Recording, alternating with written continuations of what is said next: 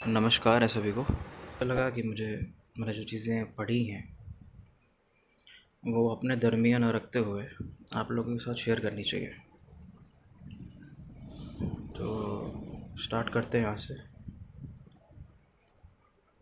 जो सबसे पहली किताब है एक महानायक की, ज़बरदस्त आदमी जो सिर्फ और सिर्फ सच्चाई के रास्ते पे चला, ऐसा हमने सुना है।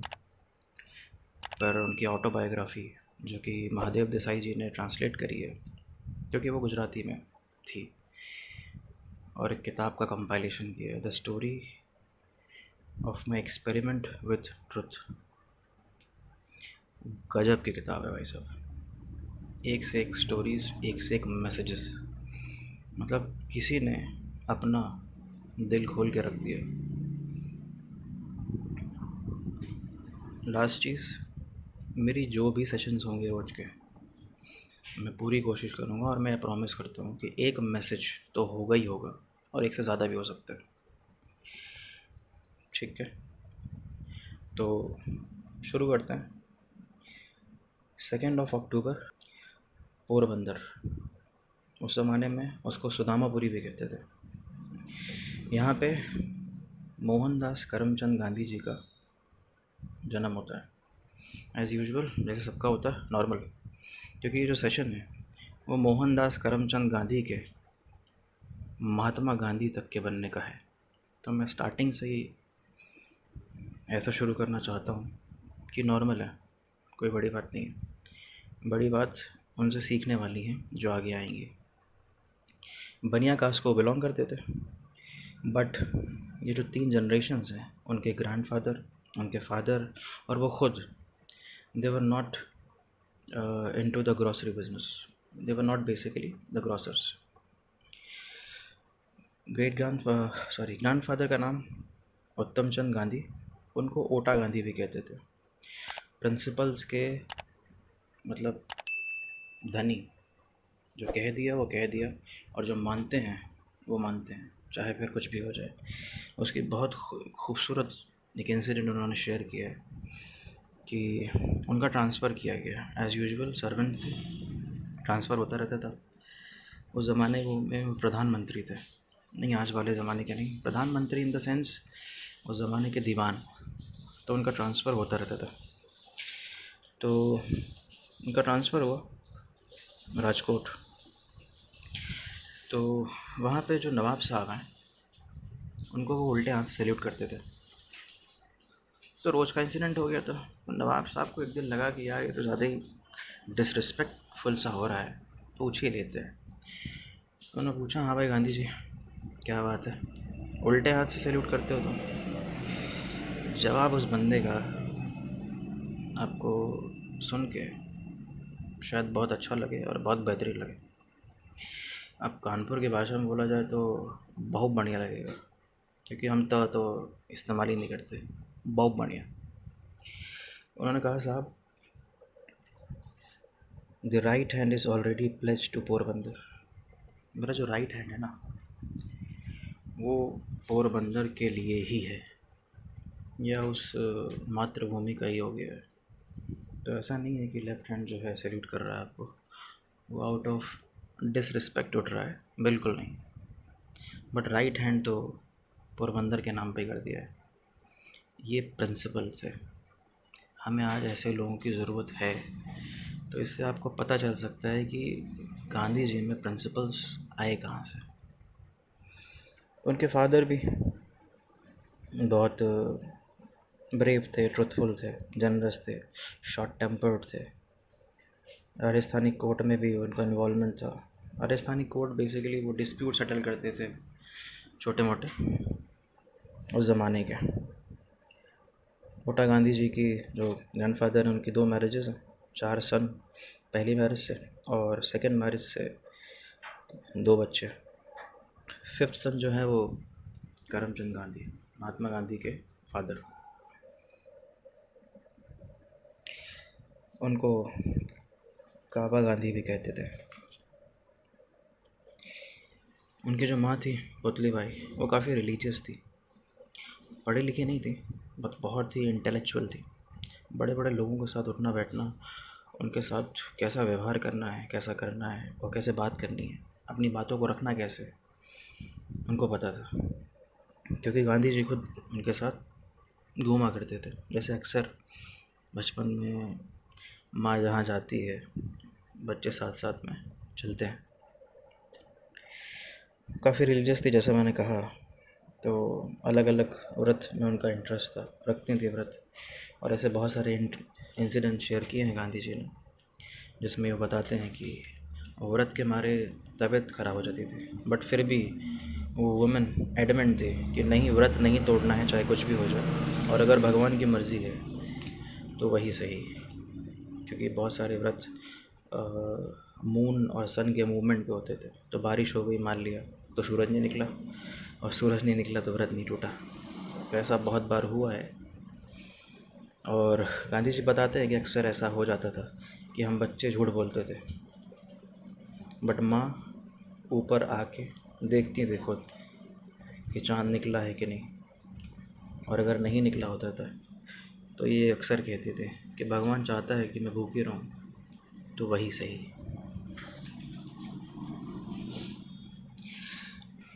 अब बात गांधी जी के, ये था उनके ग्रैंडफादर, फादर और मदर का थोड़ा सा इंट्रोडक्शन।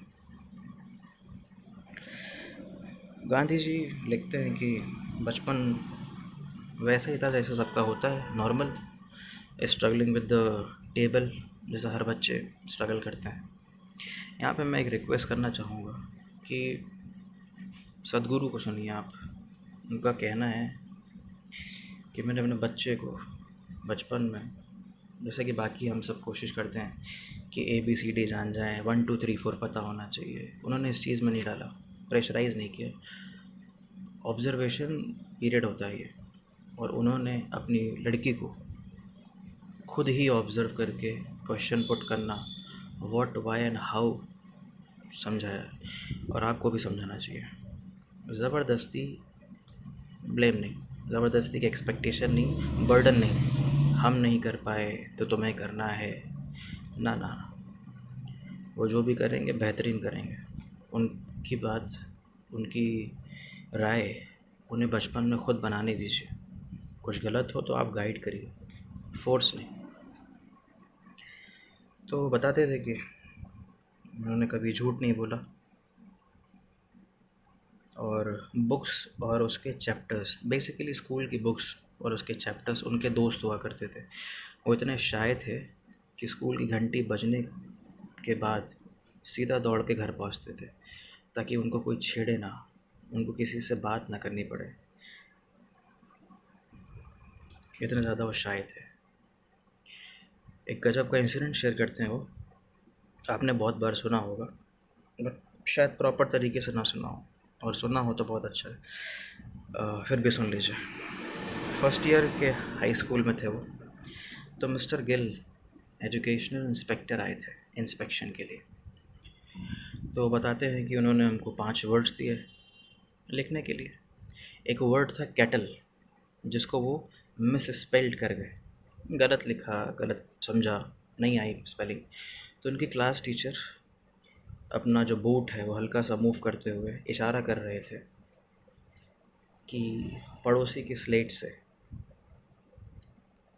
चीटिंग कर लो या बेसिकली कॉपी कर लो, but he denied to copy. और वो लिखते हैं कि मुझे कभी भी मलाल नहीं हुआ कि मैंने कॉपी करने से मना कर दिया, क्योंकि पूरी क्लास में सिर्फ उनको छोड़ के बाकी सबकी स्पेलिंग सही थी। और दूसरी गज़ब की बात, उनको ये बिल्कुल भी मलाल नहीं था कि मेरे टीचर्स कुछ गलत कह रहे हैं या मुझे गलत समझाया जा रहा है। उनका हमेशा ये कहना था कि regards the elders, not to scan their actions. जो भी कह रहे हैं, जो हमसे बड़े हैं, उनकी रिस्पेक्ट होनी चाहिए, उनके एक्शंस हमें स्कैन नहीं करने चाहिए, मतलब क्वेश्चन पुट अप नहीं करना चाहिए। बट बाद में गांधी जी बहुत सारे सवाल उठाते हैं। तो मेरी भी रिक्वेस्ट है आपसे, मैं ये नहीं कह रहा हूँ कि माँ बाप के खिलाफ़ चले जाओ, बिल्कुल नहीं, बट क्यूरियोसिटी, व्हाट, वाई, ये जनरेट करो, कल्टीवेट करो, और इसमें पेरेंट्स का बहुत बड़ा योगदान है। पूछने दीजिए सवाल।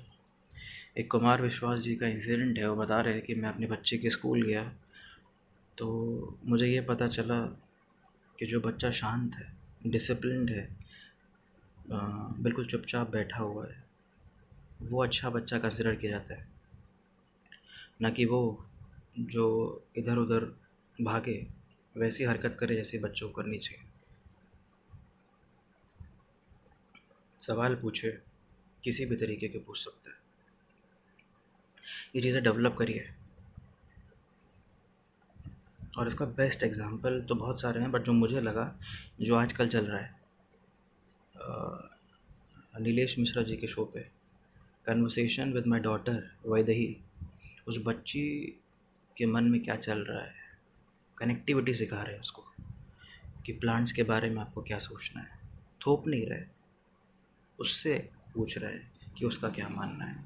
और वो मुझे कॉन्सेप्ट बहुत गजब लगा, बहुत बढ़िया। पढ़ाई लिखाई हो जाएगी, ये चीज़ें कल्टीवेट नहीं होती हैं, इस वजह से बहुत सारी प्रॉब्लम्स होती हैं, जो कि सैड पार्ट है। क्योंकि भले ही माइंड को पढ़ना हमने पश्चिम से सीखा है, फिलॉसफी सब्जेक्ट से, बट माइंड को जीतना, मन को जीतना, भगवान बनना, वो तो इसी धरती पे संभव है, भारत में संभव है, और कहीं नहीं। बड़े बड़े लोग यहाँ पे ज्ञान लेने आते हैं, सीखने आते हैं। तो ये इंसिडेंट हुआ, फिर ये पहला इंसिडेंट है जिससे उन्होंने कुछ सीखा, और 2 इंसिडेंट शेयर करे जिन्होंने एक बेस क्रिएट करा उनकी लाइफ में, जो बहुत ज़्यादा इम्पैक्टफुल थे। जैसे कि मैंने बताया उनको, सिर्फ़ और सिर्फ बुक जो स्कूल में मिलती है, उसके जो चैप्टर्स हैं, वही उनके कंपेनियंस थे, वही उनके दोस्त थे, उन्हीं के साथ वो ज़्यादा कंफर्टेबल फील करते थे, क्योंकि वो शाय थे। कोई किताब पढ़ना उन्हें पसंद नहीं था। बट उनके पिता की लाई हुई एक किताब, श्रवण पितृभक्ति नाटक, जो उन्होंने पढ़ी, मतलब basically that was the first book ही read, except the school curriculum वाला जो बुक्स होते हैं। तो वो बहुत ज़्यादा प्रभावित हुए, वो इन्फ्लुएंस कर गई कहानी उनको। और दूसरी, हरीशचंद्र का नाटक प्ले, जिसको देखने के बाद उन्होंने अपने आप से कहा कि इसको कॉपी ज़रूर करना चाहिए। नेक्स्ट जो चीज़ हुई उनकी लाइफ में, जो वो लिखते हैं कि मुझे बताते हुए शर्मिंदगी हो रही है कि ऐसा कुछ हुआ मेरी लाइफ में। Basically child marriage, not the child marriage but the lust, carnal desire जो आगे आने वाला था उनकी लाइफ में, उस चीज़ को उन्होंने मेंशन किया। उस चीज़ से बहुत ज़्यादा दुखी हैं, और उस चीज़ पे वो कहते भी हैं कि मैं अपने पिता से पूछना चाहता था कि ऐसा क्यों हुआ, 13 साल की उम्र में मेरी शादी क्यों हुई।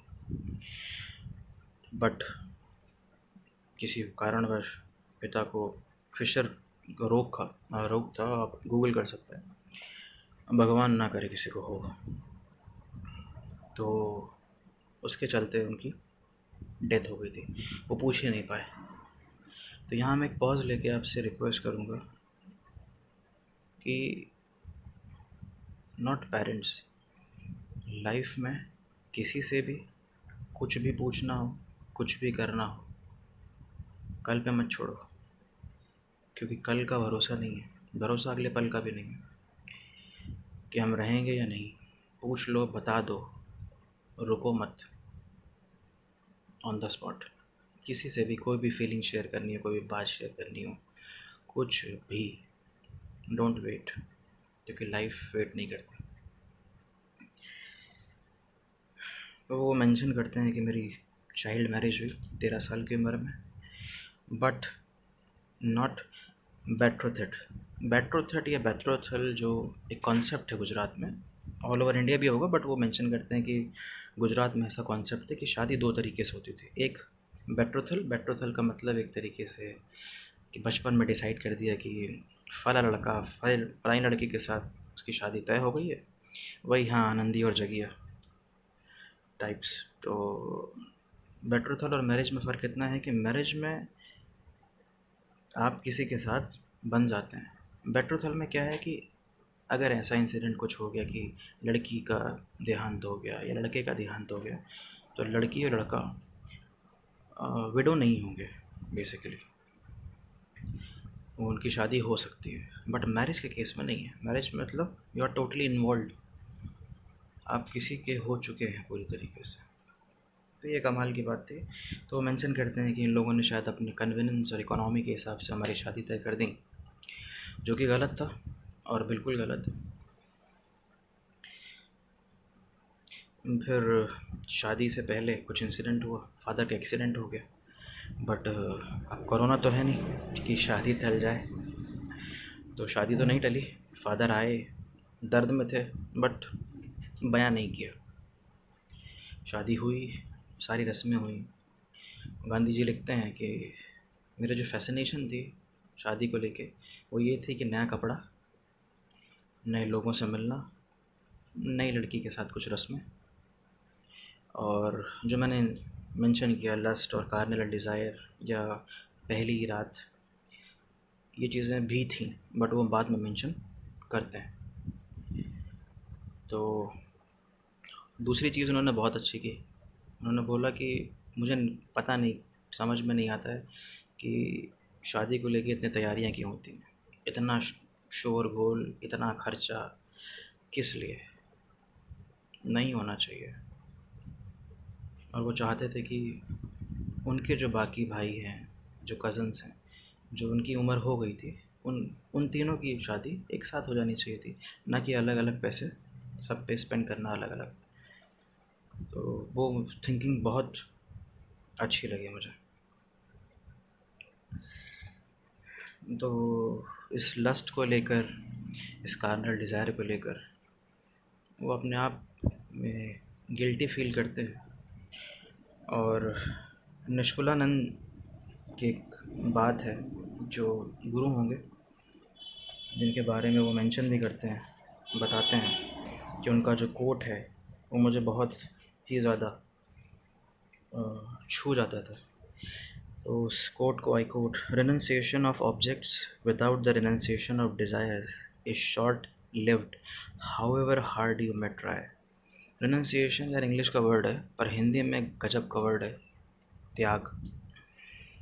मतलब है कि जब तक आप डिज़ायर्स का त्याग नहीं करोगे, तब तक किसी ऑब्जेक्ट से त्याग करना बहुत मुश्किल है। क्योंकि वो ऑब्जेक्ट जो है वो उनका प्यार है उनकी वाइफ को लेके, जो बाद में भी मैं मेंशन करूँगा, जो बताते हैं। बट गलत है, ये वो बात जानते हैं। और बाकी वो शादी के बाद बताते हैं, एक फ़नी इंसिडेंट है कि उनकी भाभी ने उनको बताया कि फ़र्स्ट नाइट पे क्या करना है, कोच किया। तो वो कहते हैं कि मुझे समझ में नहीं आया कि मेरी वाइफ को, कस्तूरबा गांधी जी, किसने कोच किया होगा कि क्या करना है। बट ये सारी चीज़ें जो हैं कोचिंग की धरी की धरी रह जाती हैं, because everybody knew what to do. But उन्होंने बताया कि हम बहुत कम उम्र के थे, तो हमने कोशिश की एक दूसरे को जानने की, और पहले दिन से ही मैं एक डोमिनेंट हस्बैंड की तरह बिहेव करना स्टार्ट किया कि मैं हस्बैंड हूँ। जिसमें उन्होंने ये सोचा और समझा कि मैं सबसे पहले चाइल्ड मैरिज के जो रिचुअल्स हैं उन्हें पढ़ लेता हूँ। क्योंकि उनका मानना था कि मुझे जिस चीज़ में इंटरेस्ट नहीं है मैं उसे भुला देता हूँ, पर जिस चीज़ में मुझे इंटरेस्ट है मैं उसे लिख लिख के प्रैक्टिस करता हूँ जब तक जहन में ना बैठ जाए। तो उन्होंने जो शादी की रस्में होती हैं उसको बार बार याद करना एक तरीके से स्टार्ट किया, ताकि वो डेली लाइफ में उसको परफॉर्म कर सकें। तो उनको एक चीज़ उन्होंने गांठ बांध ली थी कि इस लेडी के अलावा मेरा जो प्यार है वो किसी और स्त्री के लिए नहीं होगा, और ये लाइफ टाइम तक उन्होंने निभाई है। जब वो ऐसा सोचते थे तो उनको ये लगता था कि जो कस्में पति खा रहा है पत्नी के लिए, वही लागू होती है पत्नी पे भी। तो it's marriage between the two individuals. और इस बात को बताते हैं कि मुझे बहुत जेलेसी भी होती थी 2 कारणों की वजह से, जिसको उन्होंने मेंशन भी किया है। पहली तो ये बताया है कि माना कि जो चाइल्ड मैरिज है वो सोशल एविल है, बट हिंदूज़ का एक और कमाल कि वो सिर्फ 6 महीने के ही पीरियड में जो कपल्स हैं, जो नवविवाहित जोड़ा है वो रह सकता था। बाकी जो लड़की है वो 13 से 18 साल की उम्र तक के बीच ज़्यादा से ज़्यादा अपने माँ बाप के साथ रहेगी। तो ये इस रिचुअल को वो बहुत अच्छा मानते थे। बट जब वो लस्ट से सोच रहे हैं, सेक्सुअल डिज़ायर की तरफ से सोच रहे हैं, तो उनको बहुत ही पेन होता था इस बात को कि कस्तूरबा नहीं है उनके साथ। तो क्योंकि वो स्कूल गोइंग चाइल्ड हैं, जब उनकी शादी हुई तो उनका मानना था कि मेरा स्कूल में मन नहीं लगता था। मैं हमेशा ये सोचता था कि कस्तूरबा क्या कर रही होगी, और मैं कस्तूरबा के साथ होता तो क्या होता। तो वो रात रात भर जग के सिर्फ उनसे बातें किया करते थे, क्योंकि उनको मालूम था कि अगले दिन स्कूल है, और स्कूल में जो पूरे 4-5 घंटे जाने वाले हैं वहाँ पे कस्तूरबा नहीं होगी। ये कुछ इंसिडेंट्स हैं जो शादी के शेयर करते हैं। वो बताते हैं कि मैं क्योंकि डोमिनेंट हस्बैंड का रोल प्ले कर रहा था, मैंने मान लिया था, और पैट्रियार्कल सोसाइटी भी थी उस समय, कि रिस्ट्रिक्शंस लगा दिए थे कि तुम कहीं जाओगी तो मुझे बता के जाओगी, और मैं मना कर दूंगा तो तुम्हें नहीं जाना है। बट बोलते हैं कि भले ही वो पढ़ी लिखी नहीं थी, बट वो किसी की बात को सुनने वाली थी नहीं। और शायद वो इसलिए भी क्योंकि वो बचपन की एज थी, बचपना तो था और दोनों में था। वो पढ़ाना चाहते थे कस्तूरबा गांधी को, बट बोले कि मेरा लस्ट जो है वो उसकी पढ़ाई के आड़े आता था। तो प्राइवेट ट्यूशन देने की भी कोशिश करी, और उन्होंने थोड़ा बहुत लेटर्स लिखना सीखा। तो ये अभी तक के कुछ चैप्टर्स हैं जो उन्होंने एक्सप्लेन किया है, जो उन्होंने बताया है। जो नेक्स्ट सेशन होगा उसमें कुछ इंसिडेंट्स हैं जो आपको बहुत ही ज़्यादा मोटिवेट करेगी। आज तो it was just an introduction. तो जो है आगे के सेशंस हैं वो ज़्यादा मोटिवेट करेंगे, आपको सोचने पे मजबूर करेंगे। और मेरा एक चीज़ जो मैंने मेंशन करी है कि मोहनदास करमचंद गांधी टू महात्मा गांधी, ये सफ़र जो है मैं बाकी सेशंस में कवर करूँगा। लास्ट में रिक्वेस्ट है कि आप जहाँ पे भी हैं पॉजिटिव माहौल रखें और पॉजिटिविटी को प्रमोट करें, क्योंकि आउट ऑफ फेयर बहुत जानें जा रही हैं और हम उन सारी जानों को बचा सकते हैं। अगर उसके लिए झूठ बोलना पड़ता है तो झूठ बोलिए। अगर कोई आपको बोलता है, आपको मिलता है कि उसका लंग इन्फेक्टेड है 65%, तो उसको मोटिवेट करिए कि अरे कोई दिक्कत नहीं है, 80% लंग्स इन्फेक्ट हो गया था मुझे भी या किसी जानने वाले को, और वो रिकवर कर गया। आपकी ये बात किसी को पॉजिटिव होप दे सकती है, और इसी पॉजिटिव होप से आदमी वापस आ सकता है, आप जान बचा सकते हैं। अगर आप ठीक हो गए हैं, नियर बाय आपके कोई ठीक हो गया है, तो प्लीज़ प्लाज्मा डोनेट करें। बाकी तो रिकवरी तो हम कर लेंगे, क्योंकि लोग बहुत मदद कर रहे हैं दिल खोल के। बहुत चीज़ें और बहुत पॉजिटिव न्यूज़ देखने और सुनने को मिलती है। तो ऐसी ही कहानियाँ रहेंगी। तब तक के लिए थैंक यू है।